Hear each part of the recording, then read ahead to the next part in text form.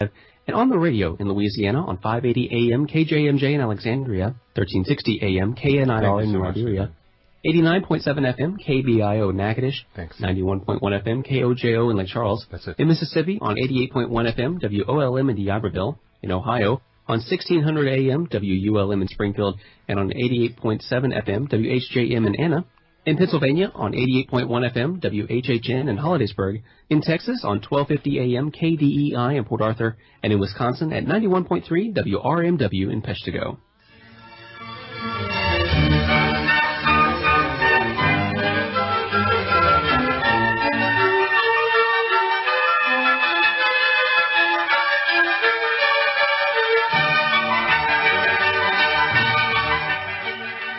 You're listening to Radio Maria, Christian Voices in Your Home. We now present the show, Jesus, the Promised Messiah of Judaism, with Roy Schoeman. Hi, this is Roy Schoeman, and welcome again to Jesus, the Promised Messiah of Judaism, the show on Radio Maria that celebrates the Jewish roots of the Catholic Church, or seen the other way around, that celebrates the completion, the fulfillment, the full realization of the promise of Judaism in the Catholic Church and its sacraments. Before I begin today's show proper, which I will in just a moment or two, I do want to let our listeners know that in about a week and a half, Radio Maria will once again be having a mini Mariathon in order to help with the necessary fundraising, and that will be Wednesday, July 25th and Thursday, July 26th. So you might want to keep that in mind and perhaps make a point of listening then, and perhaps you will be moved to make a contribution to help keep us on the air. Anyway, so I would like to go, at this point, go obviously back to the show itself. My plan for this show is to read some extracts from letters from a Jewish convert mystic, Charlie Rich, to a kind of disciple of his, another Jewish convert, Ronda Chervin. Ronda Chervin has been a frequent guest on this program. She was on at least 6 or 7 times, including once to give her witness testimony. She's a very prominent Jewish entrant into the Catholic Church, being now, and actually for a number of decades now, a professor of philosophy at various Catholic institutions and seminaries and so forth. I believe most recently at Holy Apostles Seminary in Connecticut. And Charlie Rich has been, he hasn't been a guest on the program, unfortunately, because he passed away before the program began, but he has been a frequent topic, so to speak, of this program. I've read, on several occasions, read from some of his writings, some of his introspections and meditations, and from his autobiography, and have given his witness testimony and so forth. So today what I'd like to do is read from a book that was put together by Ronda Chervin of letters that Charlie Rich wrote to her when she was a very young woman and just starting out on the path of being, in some sense, a Catholic contemplative. And Charlie Rich was her mentor. And these letters are very, very beautiful. They're full of both a very deep understanding of the life of prayer and of the mystical life, and also extremely practical advice, first of all, for anybody in this life on earth, but certainly for anybody who wants to deepen their relationship with Jesus. The book is called The Holy Dybbuk.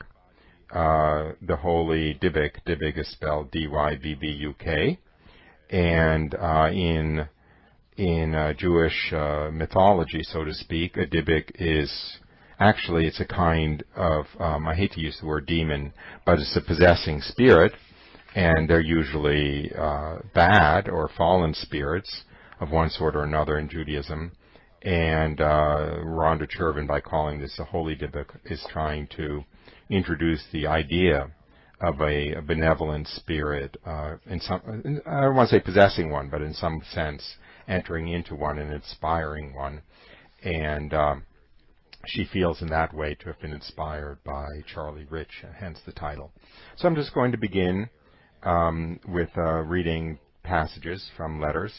This is a live call-in show, And the number here is 866-333-6279 or 866-333-MARY, M-A-R-Y.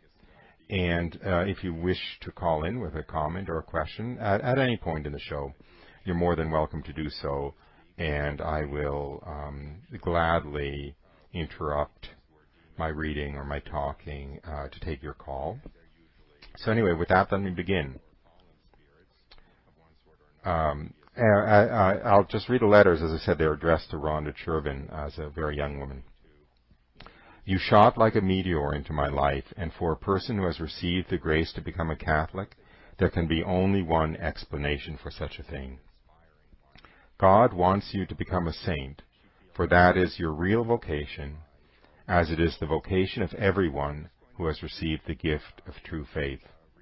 We meet on earth in order that we should have the happiness that comes from being able to be together in heaven, and so you should ask for the grace to be able to think of this every time God puts you in contact with another human being. I shall always pray for you the grace that you should love Him very much and in the way He has said we should, that is, with everything that's in us and which we have from His goodness. We should love God with our whole heart and with our whole mind, and it is very evident from the few times I have spoken to you that you have been given the grace to do this. Life is short, so there is little opportunity to give ourselves completely up to the pursuit of what we shall know and love forever in the life to come. Read the Psalms, and for that matter any other portion of the sacred scriptures, and you will soon realize how all that matters is that which is of a nature to last forever. We must build for eternity and make eternity the sole quest of our lives. This may sound a little preachy, but all I am trying to say is that you should reserve all the love of your heart and mind for Him who has, out of His infinite love for you, given you this heart and this mind. A saint said that we can all become saints because we all have hearts with which to love and bodies with which to suffer. There are infinite ways to loving God with the same passionate ardor with which all the saints loved Him. So there can be no excuse for your not being ranked one day in their own blessed society. Become a saint, Rhonda, or rather ask God to make you one, and all the problems you have now will be solved. You can become a saint, for St. Francis de Sales says, there are as many different kinds of sanctities as there are saints. And though it is now too early to know exactly what place God has for you in His mystical body, the one occupied by each saint was meant by Him for every one of them. Does it not state in the Scripture, "Be thou holy as your Father in heaven is holy"? Excuse my preaching.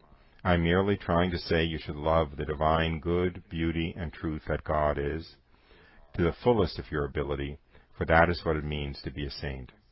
Everyone who believes in the true faith can, if he so wills, receive the grace from God to do this.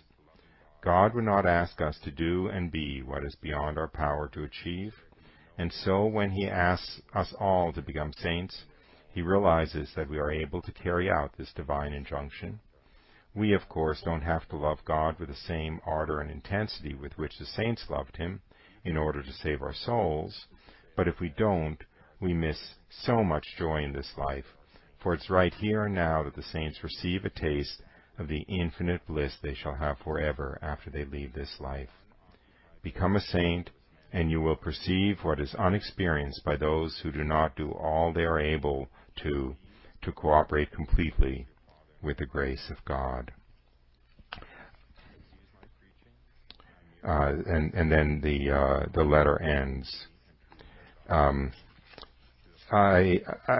really can't. I can't add anything. I can't add anything to these beautiful thoughts, these beautiful letters. One of the things I really, really love about Charlie Rich is he always sees everything in the true perspective, which is, frankly, which is that we're created to live for all eternity, to live hundreds and millions of years and more than that after we die in eternity, and everything in this life finds its true meaning with respect to what it means for our next life, and that this life is only a blink of an eye, and yet it determines our eternity forever. Not only whether we make it to heaven or not, which of course is incredibly important, but also our intimacy with God and our state of bliss in heaven. In St. Faustina's diary, there is a very beautiful passage, I don't have it in front of me, so I'll have to paraphrase, where St. Faustina thanks Jesus for showing her essentially the difference of states of glory in heaven. And St. Faustina says, I would willingly undergo all of the sufferings, all of the torments of all of the saints and martyrs combined from the beginning of time up till now in order to have one slight degree of greater glory in heaven. So it's important to realize it's not just, it's not just like arriving in this train station in time to catch the train, and either you're on the train or you're not on the train, and either you get to heaven or you don't get to heaven. Our entire eternity in its sort of slightest degrees will be determined by how we spend every day and every year and every hour of this blink of an eye on earth. And that's the perspective that Charlie Rich always has and always reflects. So I will continue reading. Go to the saints, Rhonda, if you really want to know what heaven is like, because they have actually been there as the result of the extraordinary graces they, for reasons known to themselves, receive from God.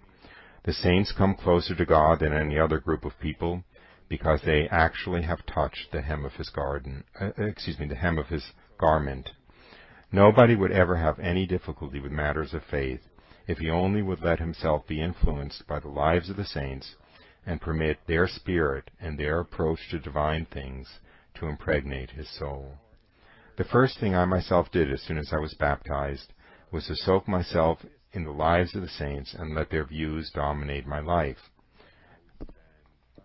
The saints were God's most intimate friends, and so he communicated a sort of special knowledge of himself to them, which he withholds from those who are not saints. And so, associating ourselves with them, we become sharers in this knowledge and receive some of God's secrets, the secrets of love the Song of Songs speaks about. Who else but a great saint could tell us the things St. Ignatius Loyola said, or St. Teresa? If you let yourself become an intimate friend of the saints, you will receive a knowledge of God to be had in no other way, and a lot of problems that disturb others will not exist for you, for God will be so real for you that you will take him for granted as you do your own existence and the whole universe. The main thing is to love God, since if you do this to your dying day, heaven and all that is there is yours. Again, another letter. Dear Rhonda, keep on fighting the good fight, both against your own passions and every other obstacle which will be placed between your own soul and the inconceivable beauty of Christ's being. Remember, Rhonda, he is the most beautiful among the sons of men, and there will never be any human being you will meet in this life that can equal his goodness and love for a person like you. We are all sinners. Even the holiest person who has ever lived is unclean in God's sight. So keep this thought in your mind so that you may know that you are loved and cherished by the immortal one who is Christ the Lord. Oh, how I wish I could state in words the extent of Christ's love for you, but I cannot. Only in the next life will you fully realize how ardent God's love has been for you and how he values and cherishes your soul. The Holy Scriptures are full of expressions of God's love, but I can't quote them to you for lack of space. I have loved you with an everlasting love is one of these. Men love us with a love that is finite and limited, but the love of God for us is without bounds. Think of this, for such a thought is enough to make a saint of the most hardened sinner. Love God, and you will be happy in time and eternity. Love him, because he loves you, and does so every single instant of the day, for every instant of the day His concern for your well-being is such that in His eyes you are the only person that exists. He wants you 100%. He wants to clasp you close to His Sacred Heart, so don't pull away or resist His manifestations of affection for you, which are present in everything that exists. For in everything that exists there is written these words for you: I, the Lord of creation, love you. He is always saying this to you personally, and He does so by everything that occurs. I really wanted to read this letter. This is, of course, Roy again. I came to the end of Charlie Rich's letter, because, in fact, it is the only place I have seen, coming from somebody else, a characterization of what I experienced, what I knew, the certainty that was placed within me in my first experience of God, which was the beginning, but it was also in some sense the fulfillment of my conversion. On other shows I have given my witness testimony, but I had an instantaneous kind of mystical experience that brought me to, first of all, know that God existed, but also to know His very personal, intimate love for me, and His concern for my well-being every instant of every moment of every day, and His concern for me as though I were the only person that He had ever created. And this is the first time I've actually seen that in print coming from somebody else. So I will just read those 2 or 3 sentences again. Love God because He loves you and does so every single instant of the day. For every instant of the day, His concern for your well-being is such that in His eyes, you are the only person that exists. And that is really true. It was true of Rhonda. It was true of me.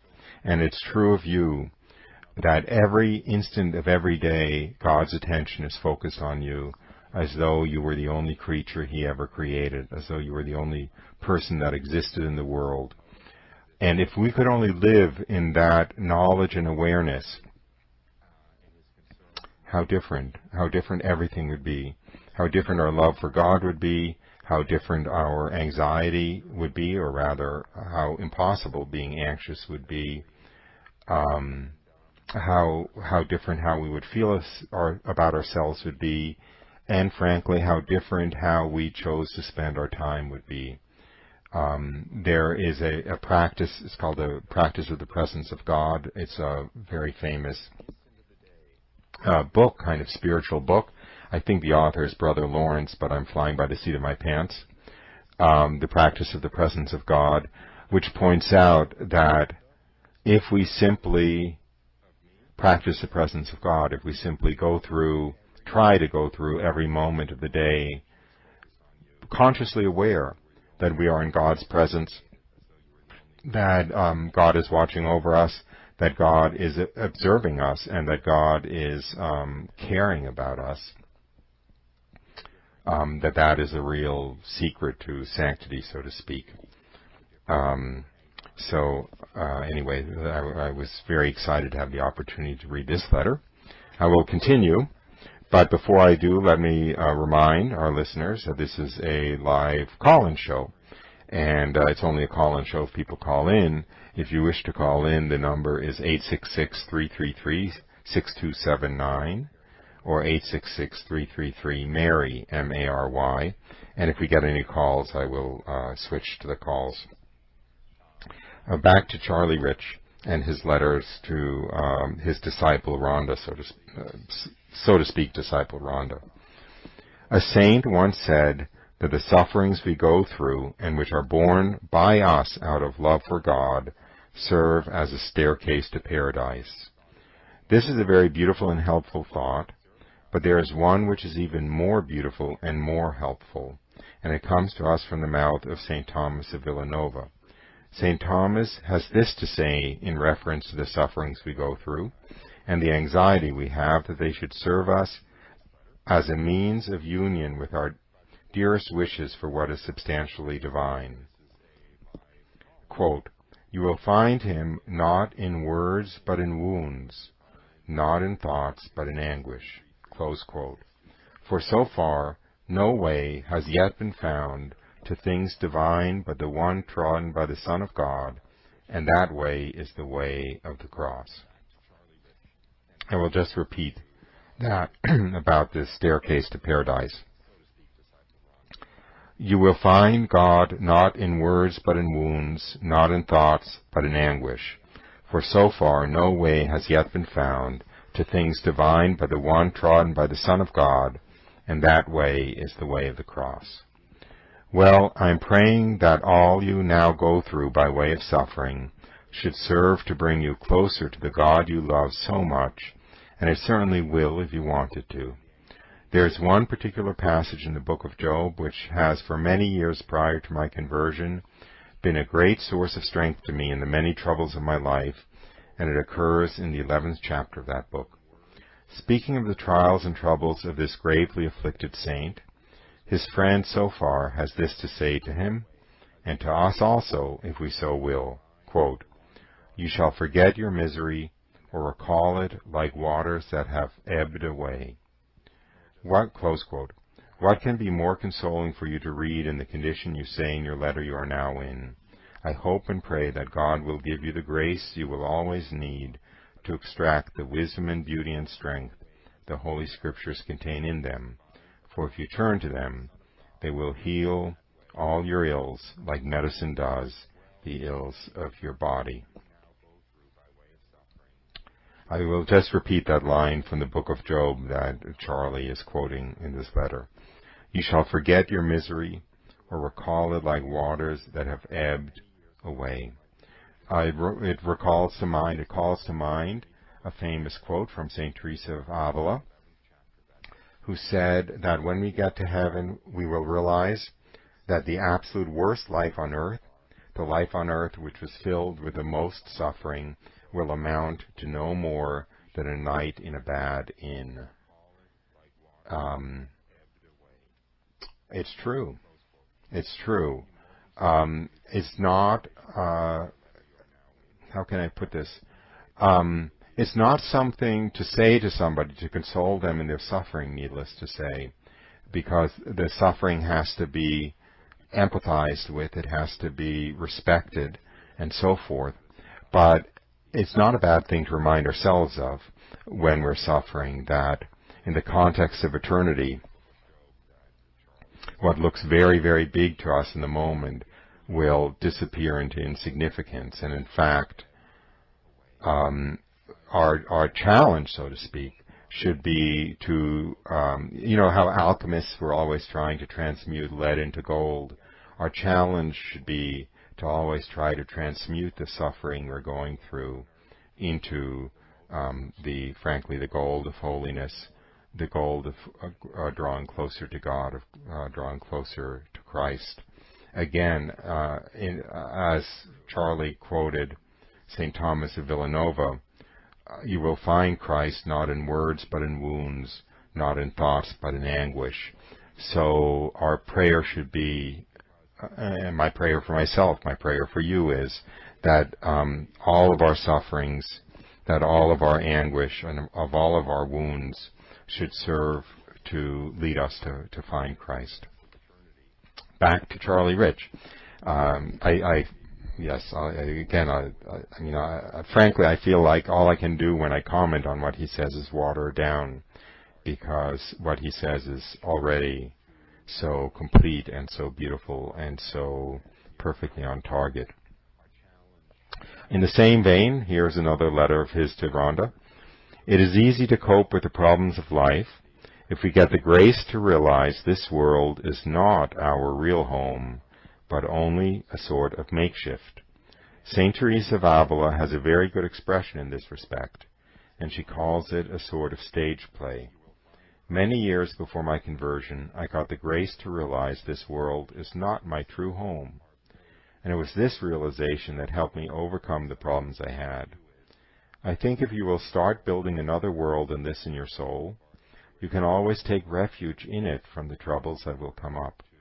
We have to have another world to which to flee as a city of refuge. There is another life to come, and it's this life that counts. Everything else is of no importance because it will not last, for there comes an end to all created good things as well as to what is bad.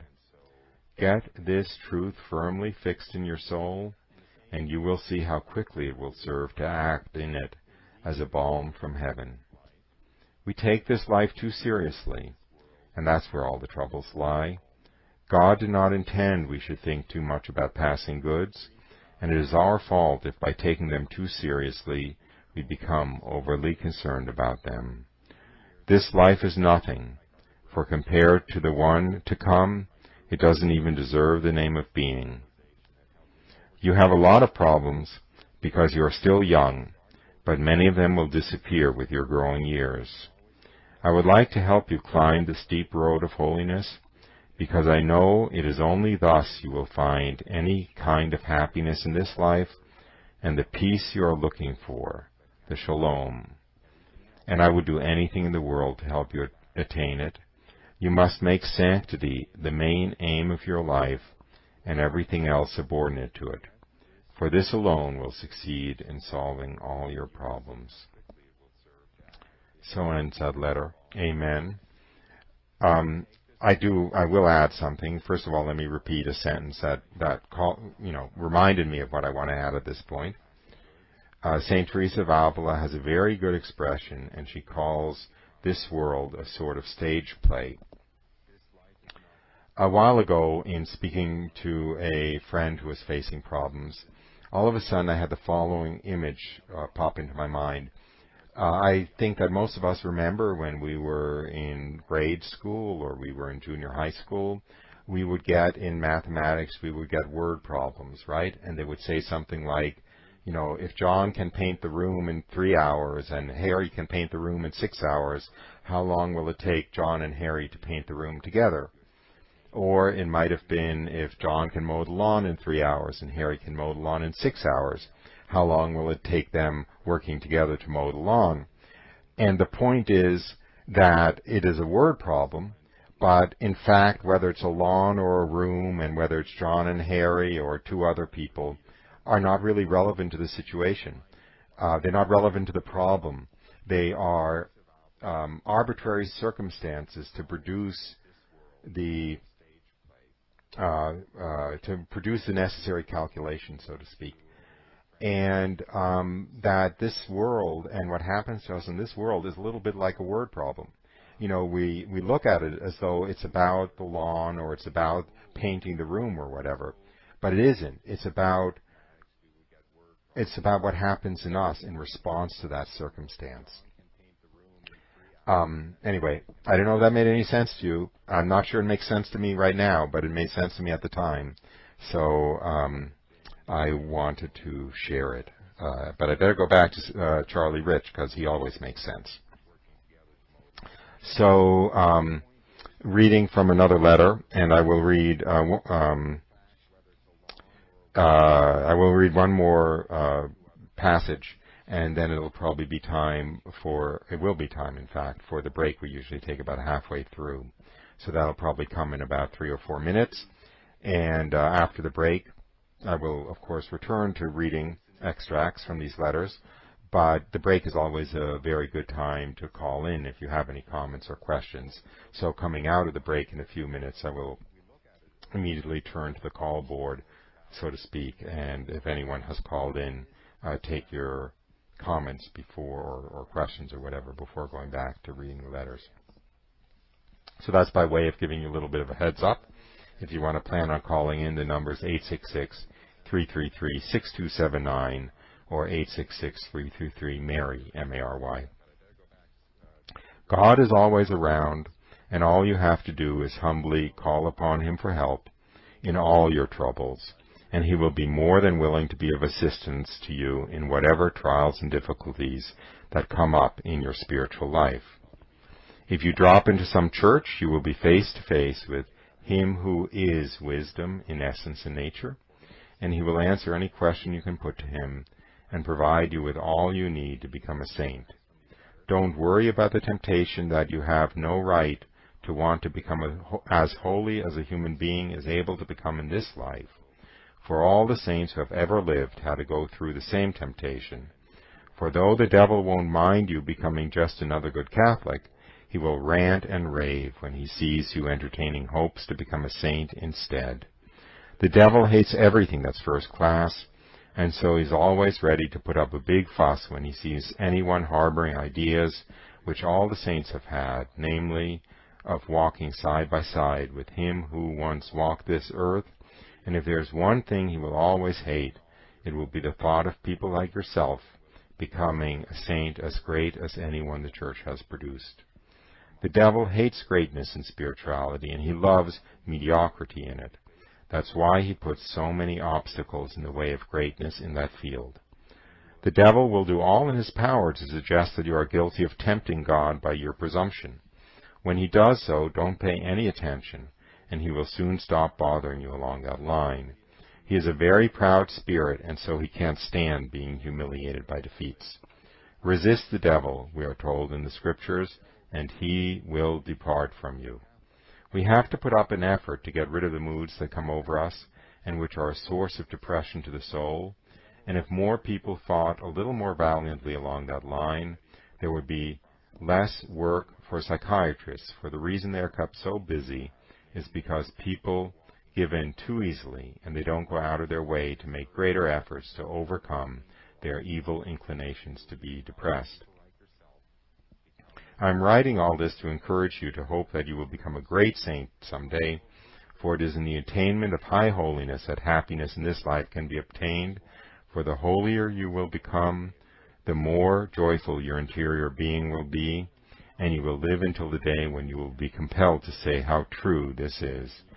Too many people are unhappy, and it's due to their lack of holiness, since holiness is the health of the soul, and the lack of it its infirmity. It is not a luxury to become a saint, it is a dire necessity, since without it, life on this earth would become unendurable. It would be so for me personally, for I can't see how I could go on living another minute without the hope of holiness deeply rooted within myself. If you make sanctity the only ideal of your life, the problems you now have will one day be solved. That I can guarantee you. For though I have nothing but God, He is sufficient for all my needs, and in having Him, what is it we cannot have with Him? Is He not the sole source of every good, true, and beautiful thing? And do we not have this in substance when we have Him, the substantial good? We not only have this good, but we are in some marvelous way so intermingled with it that we are made one in that good, so that He is what we are, and we are what He is. For that is the meaning of the text from the song, I belong to Him, and He belongs to me. And does not St. Paul confirm this when he says that we are made the partakers of the divine nature? So, with that, we've come to the halfway point in our program, a little past actually. You've been listening to Roy Schoeman on Radio Maria. The show is Jesus, the Promised Messiah of Judaism. I've been reading extracts from the letters of a recently passed away Jewish convert to the Catholic Church who became a Catholic contemplative for the rest of his life. Deeply mystical, deeply prayerful. He would spend 12 to 14 hours a day in prayer before the Blessed Sacrament, Charlie Rich. And I've been reading from his letters of spiritual counsel to a disciple of his. I hope she doesn't mind me using the word disciple, Ronda Chervin.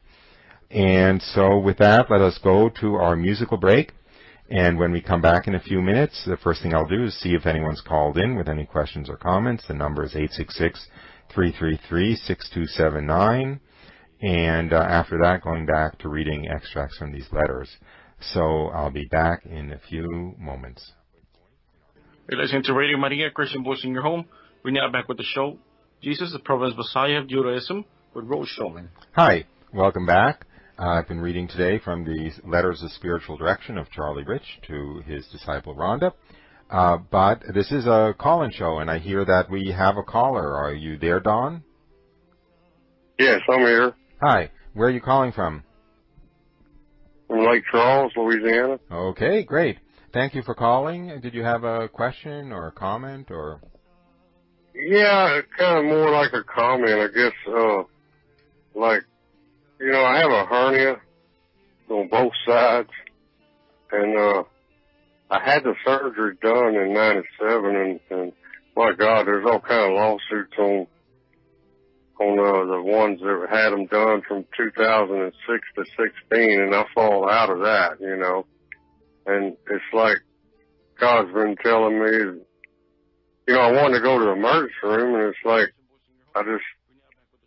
it's like in His time, you know, and it's like one day I hurt, the next day I don't. Like, this all started back since I started following Him, you know. A couple of months ago I got back into the church, and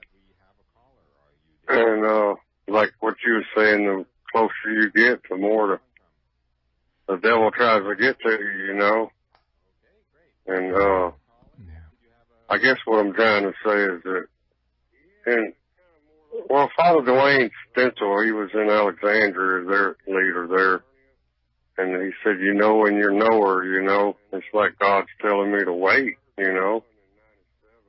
And I could go to the emergency room, but, you know, with my financial situation, it's just like it's not time right now, and He's telling me just to wait, you know. I don't know if I'm right on that thought, you know, or, cause, you know, I stay in the Word all day long and praying my rosary, and yeah, wow. I mean, you know, I'm very moved by what you're saying, and I have no answers, just prayers, really. And you know, I'll pray both for your situation and also for your discernment. And I certainly invite our listeners to pray for your discernment and for your situation. I don't think there's a, you know, easy way to know, you know, from basically there's no easy way to know what, you know, what God's plan is, or you are in a position to know what God's telling you about what to do. Yeah, I'm trying to get on Medicaid, you know, and it's pending right now. Maybe, you know, He wants me to wait till that kicks in, or, you know, maybe He has a certain doctor lined up for me. Yeah. Well, if you're doing everything you can be doing, then you're doing what God wants you to do, and certainly one can't go. Basically, my prayer for you is that everything that happens draws you closer to God, and you know, to greater and greater sanctity and closeness to Jesus. And we can never know what that, you know, what the twists and turns in the road mean. Yeah, we are perplexed, but we're not overcome. That's right. That's right. And you know, we're walking in the dark, so to speak, but we're walking in the dark knowing that, unbeknownst to us, we're being led by the hand by Jesus, but it's still dark and it's still very scary.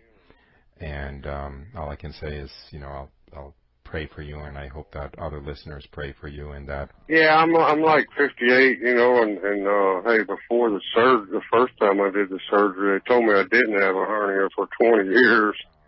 I'm saying if I can go another 20 years with just a little bit of pain, I will, you know. Yeah. But you know, actually, it's saying, assuming that I have that, you know, like Mother Angelica used to say, who said you was going to live to be 70 anyway? Yeah, and you know, God also gives us doctors. God also gives us, you know, medicine and modern technology and so forth. So it's very hard to know what His plan is. You know, like, is today the day, Lord? You know, and it's like He don't answer me, and it's like I know in my knower that it's not time yet. Well, there you have it. You know? There you have it. That's wonderful. It's wonderful that you have that kind of connection in prayer to discern that. Well, I owe that to Curcia that I made a long time ago. I don't know if you're familiar with the Curcia movement. Oh, yeah, I am I forgot the word, Curciista, but I went through a Curcio. Right. Where are you at? Where are y'all at? My home is in Naples, Florida. Okay, the talk is from Radio Maria over there. Oh, I do the show from my home. We are connected, through technology into the studio. Oh, okay, I see. Yeah, I didn't quite understand how that works, but I've been listening to the talks on Faustina and then the other priest on Lucia. I can't never pronounce her last name, but he talks about the letters of Lucia. Yeah, okay. You mean Louisa? Yeah, Louisa. Louisa Picaretto? Anyway, yes, the divine will, the living in the divine will. Is it Picaretto? I don't, I don't want to embarrass myself, so I'll just. Do you know who that priest is? Because I know he used to be on EWTN. No, I don't know who the priest is. I'm familiar with some of the writings, and I have friends who are very involved with her and with actually even with her the cause for her canonization, but I'm not familiar with the priest himself who does the show. Yeah. So that is really deep too, though. Yes, it is. That in letters of Faustina, Saint Faustina. Yes, Saint Faustina is very, very close to my heart. I'm very connected with her order. Okay. So am I live right now, or everybody? Yeah, here? You are. So I'm probably better get back to the letters. But okay. Thanks for calling. And again, I'll remember you in my prayers, and I hope that others of our listeners do too. So thanks a lot for calling, and I hope you're listening. Thank you. Thanks. Okay. Well, I do very much appreciate that call, and I, as I said to our caller Don, I will remember him in my prayers, and I encourage you to too. So we should have time for one or two more of these letters. So I will just go back to reading the letters of Charlie Rich, but that call actually reminds me that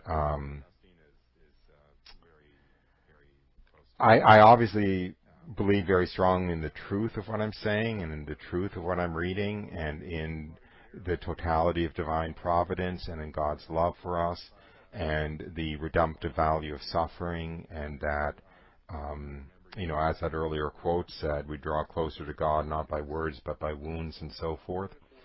But that doesn't negate, that doesn't minimize, that doesn't really remove the horribleness of suffering. It transforms it, but the pain of it is still there, and knowing about divine providence should not come at the expense of compassion and prayer for the relieving of suffering. One can just think of Padre Pio.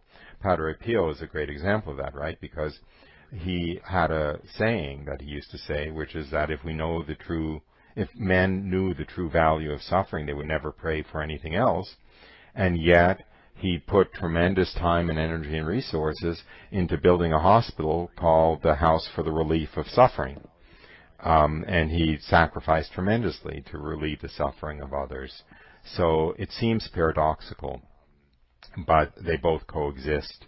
The need to do everything possible to both compassionate suffering and relieve suffering, and at the same time recognize that it is still somehow a part of divine providence and a part of our path to sanctity and union with God. So with that, I'll go back to Charlie Rich.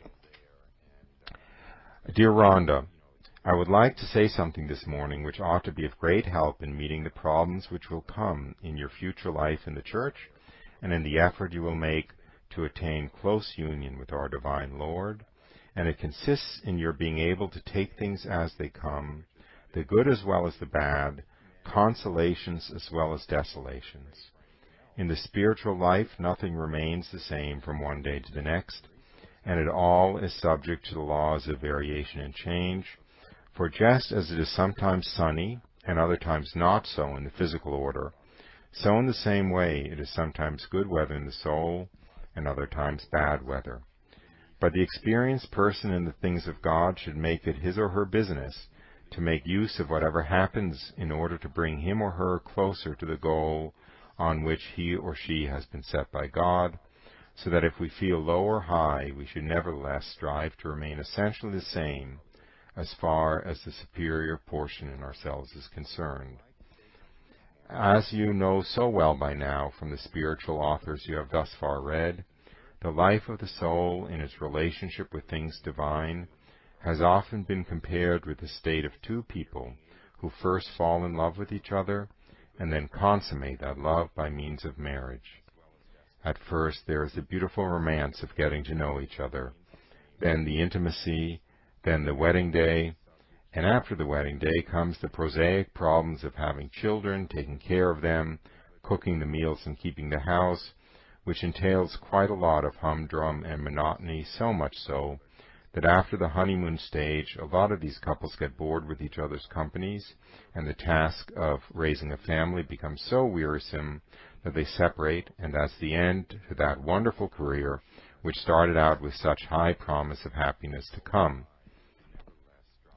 Well, this paradise in the form of love between two people often ends up on the rocks because these people wanted the sun to shine on them all the time, and so when bad weather came into their relationship with each other, they lost heart and quit because they were too weak and soft to live up to the responsibilities of their state.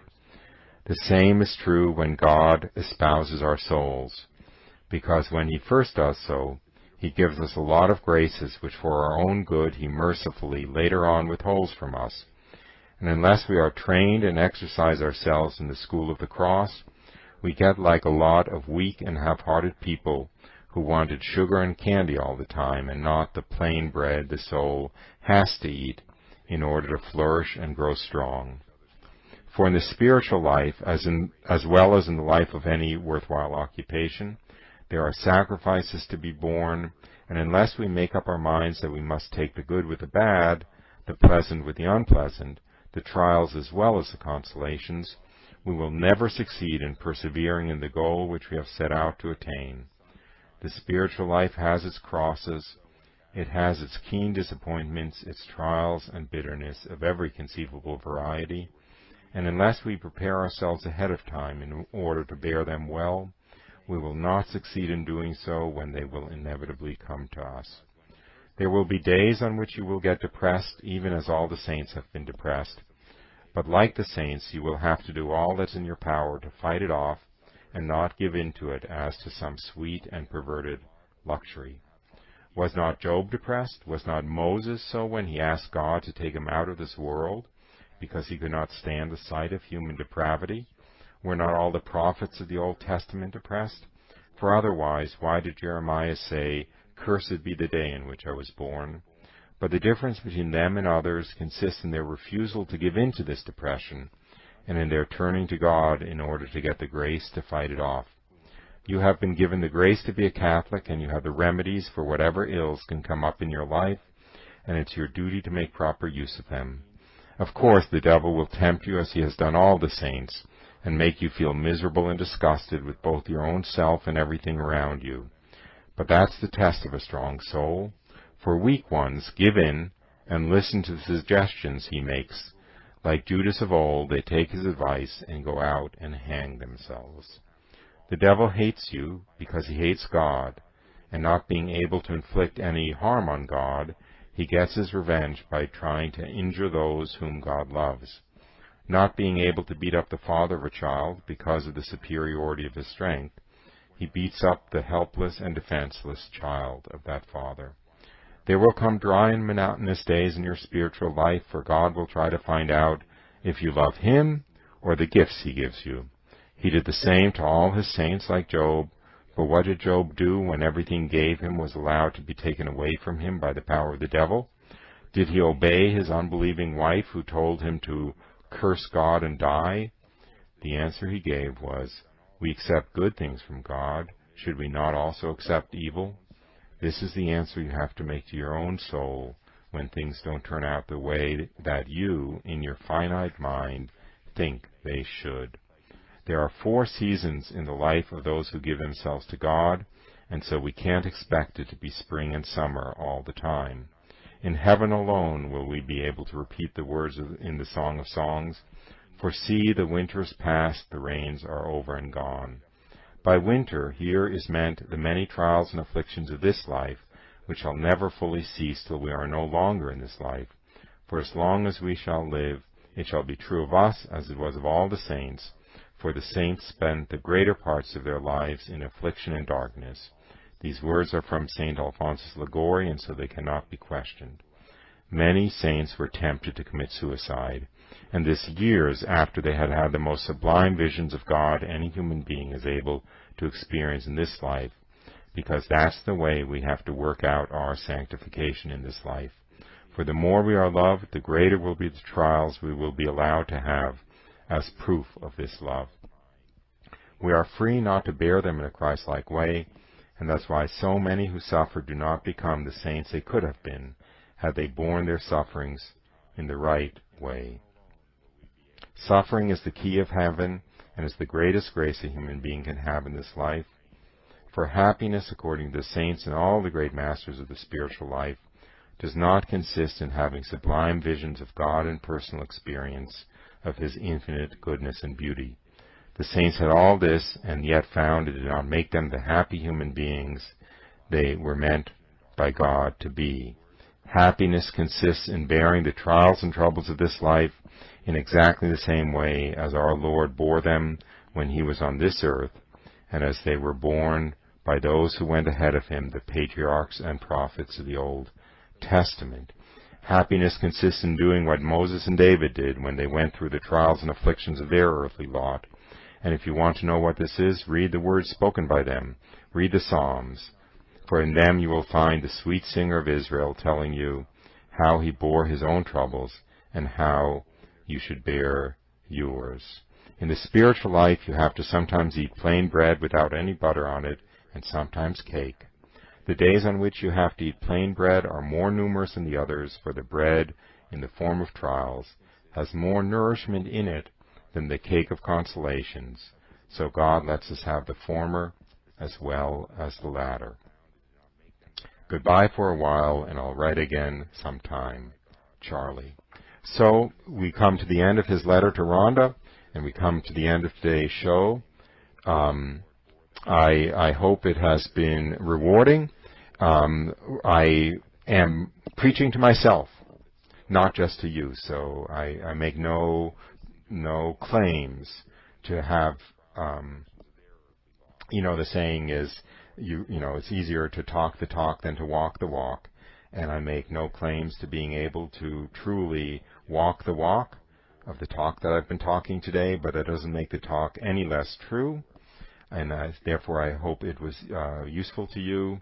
I hope it was rewarding. I certainly feel honored and privileged to be able to repeat the words of this marvelous, saintly Jewish convert to the Catholic Church, Charlie Rich, and that he wrote to his now I don't want to say now saintly, but probably now saintly disciple, Ronda Chervin. And anyway, we've come to the end of today's show. I want to thank you for listening. You've been listening to Jesus, the Promised Messiah of Judaism on Radio Maria with your host, Roy Schoeman. That's me. I want to remind you, just before signing off, that on Wednesday and Thursday, July 25th and 26th, we'll be having another mini Mariathon if you wish to tune in and perhaps make a contribution. And with that, I'll say goodbye until next week. Thanks for listening. Bye for now.